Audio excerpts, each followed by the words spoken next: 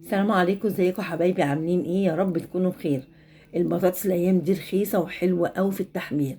يلا بينا نفرزها عشان تنفعنا في الايام اللي جايه وفي رمضان. بس اهم حاجه ما تنسوش تعملوا اعجاب للفيديو واشتراك في القناه وتفعلوا زر الجرس. نقول بسم الله ونبتدي. هنجيب بطاطس، واهم حاجه تكون بتاعه تحمير. ويا ريت لو لقيتي البطاطس اللي فيها النقطه الحمراء بتبقى حلوه جدا، بتبقى حلوه قوي في التحمير. وفي النوع التاني برضو اللي فيه الطينه ده بيبقى حلو برضو قوي. هنجيب البطاطس طبعا اي كمية انت تحبي تجيبيها، وهنقشرها وهنروح مقطعينها صوابع زي ما انتوا شايفين كده. هنقطع الصوابع ما تبقاش رفيعة قوي، تبقى تخينة كده شوية عشان تتحمل ان هي تقعد في الفريزر. وهنقطعها كلها كده صوابع، ويا ريت بقى لما نقطعها تبقى كلها سوا واحد.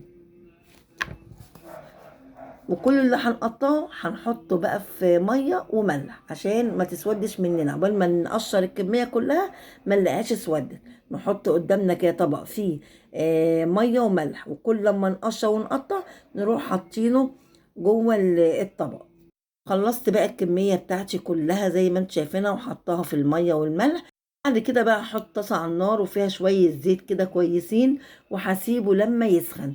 اول ما يسخن هنزل بقى بشويه بطاطس، ما انزلش بالبطاطس كلها مره واحده، لا، هنزل بشويه وبعد كده هروح نازله بشويه تاني وبعد كده انزل بشويه تاني، علشان خاطر الزيت بتاعنا ما يبردش مننا. ما نحطش كتير قوي بطاطس، نحط على قد الطاسه بتاعتنا ما هتاخد. ويا دوبك نحطها ونسيبها كده دقيقة، ونروح عاطينها كده تقليبة بالراحة من غير ما تتكسر، ونسيبها حوالي دقيقتين. وهنروح مطلعينها زي ما انتوا شايفينها كده، مش هنديها لون خالص. احنا مش بنحمرها، احنا بنحمرها نص سوا، يا دوبك تستوي اكنها مسلوقة. زي ما انتوا شايفين البطاطس بتاعتنا دلوقتي لو اكلتيها هتلاقيها كده مسلوقة، فهي كده حلوة قوي.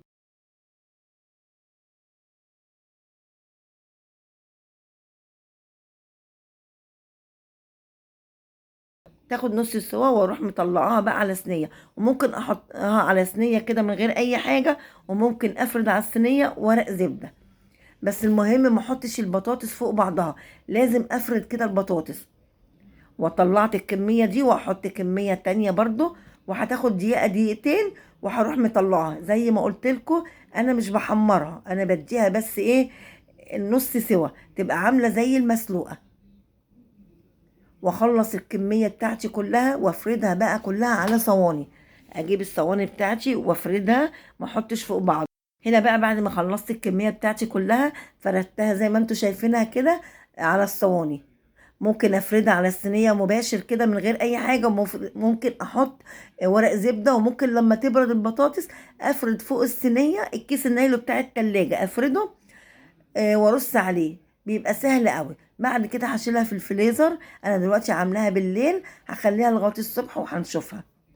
دي البطاطس بتاعتنا بقى شايفينها عامله ازاي، لا لازقه ببعض ولا اي حاجه ومتماسكه. سبتها من بالليل للصبح في الفريزر، ولما قمت رحت جايبه البطاطس بقى عشان اعبيها. شايفينها عامله ازاي البطاطس، كل صوبة بصباعه، ولا متكسر ولا اي حاجة. وزي ما قلت لكم انا فردت بقى ورق زبدة، وفردت برضو ايه اكياس نايلو بتاعت التلاجة عشان تبقى سهلة ان انا اطلعها من الصينية. حطيت الكمية كلها في صاج، وهجيب بقى الكياس بتاعتي او العلب وهحط فيها حسب الكمية اللي انا بستعملها. شايفينها البطاطس عاملة زي لا هتتكسر مننا ولا اي حاجة خالص. بس برضو نحط الكمية اللي احنا عايزينها، ولازم نطلع الهواء من الكيس. اعبي الكيس التاني والتالت، اخلص كل الكميه بتاعتي. بعد ما خلصت الكميه بتاعت البطاطس كلها وعبيتها في اكياس زي ما انتوا شايفينها كده، واهم حاجه نطلع منها الهواء، نحطها في اكياس تلاجة او نحطها في علب. ودي بقى هنشيلها في الفريزر ونطلعها في اي وقت، هتقعد معاكي بالسنه. نطلعها في اي وقت. عايزه تحمري بطاطس بتحطي الزيت على النار يسخن، وتروحي منزله البطاطس دي وهي متلجه. اوعي تفكيها، لو هتفكيها هتبوظ. ما تتفكش من التلج خالص، هو الزيت يسخن وتروحي مطلعاها من الفريزر، تروح حطها على طول في الزيت، هتلاقيها حلوه جدا، مقرمشه من بره وطريه من جوه. دي البطاطس بتاعتنا بعد ما اتحمرت. الله على الجمال. مقرمشه من بره وطريه من جوه، وشايفين لونها عامل ازاي؟ لونها زي بنشتريها من بره بالظبط، واحلى كمان، حاجه نضيفه كده انت عاملاها لاولادك وضمناها. وغير كده البطاطس دلوقتي رخيصه جدا ب5 جنيه، تشتري الاكياس دي بالغالي، فاحنا نجيبها دلوقتي وهي ب5 جنيه، ونفرزها وتقعد معانا مدة طويلة، وهتنفعك قوي كمان في رمضان. وخصوصا واولادنا كلنا بيحبوا البطاطس المحمرة، الكبير قبل الصغير. فجربيها وهتنفعك جدا. وما تنسيش اهم حاجة، تعملي اعجاب للفيديو واشتراك في القناة وتفعلي زر الجرس. والسلام عليكم ورحمة الله وبركاته.